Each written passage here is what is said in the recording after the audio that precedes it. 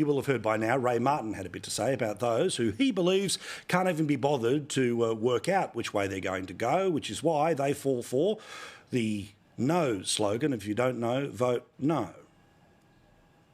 If you don't know, find out what you don't know.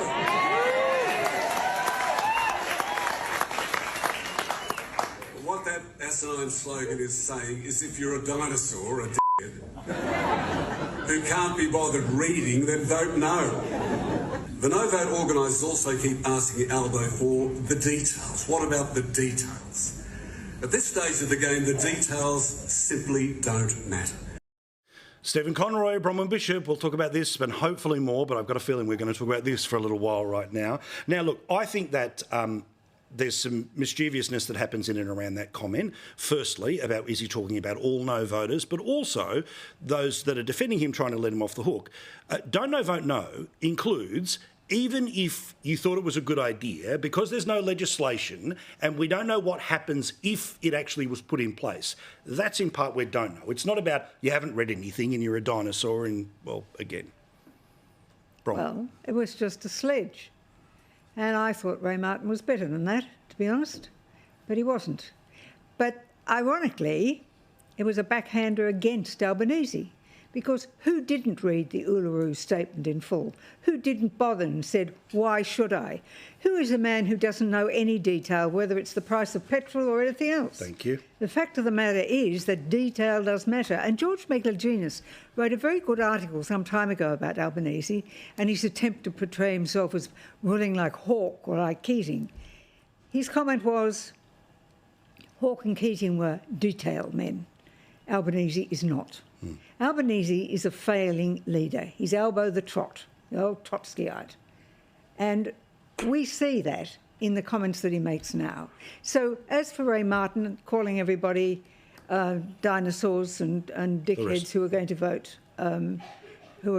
no, I could either take it personally or I could say I was disappointed in him. I thought he was better than that. Stephen, apart from anything else, it doesn't help, right? We all know that when it comes to politics, and everyone involved in it right now knows politics, right? And yes, somebody might take it out of context and they might re-edit this, that and the other. When you give them the fodder, that's what it gets turned into. It doesn't matter what the context was. It doesn't matter what else you said in the hour-long speech. We all know that so many times elections generally can come down to a comment that if you knew the real context of it, it would mean something else, but they can whack it on a poster, they can shove it down everyone's throat. He didn't help. We can assume nothing else. He didn't help by saying what he said. Right, Stephen? Yeah, look, no question. And I've known Ray a long time and consider him a friend. But this is just a sort of unhelpful commentary that we've seen from some of the, the passionate supporters over the last few months. If you want to change someone's mind, then you have to convince them of the strength of your argument. You've got to explain to them why this is going to be beneficial to the Indigenous community to go down this path, and to just lash out.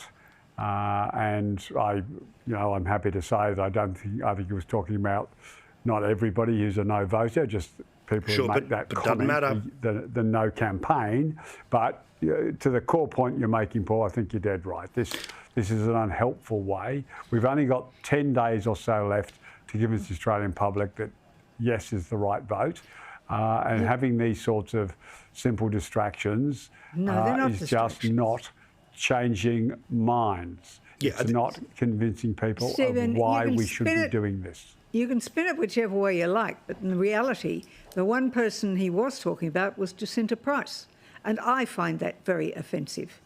The bottom line is that the nastiness and the division that this referendum has caused, simply because you had a Prime Minister who would give no detail. He would give no detail because he understands no detail. He just thought he could blind his way through. How many times have you heard him say the reason that the referendum on the monarchy was lost because there was too much detail? So he decided, we'll have none. That'll be terrific. We'll win. Well, you can't do it that way. And if you're the Prime Minister of the country, you have to be across detail and you have to convey it to the people over whom you are presiding.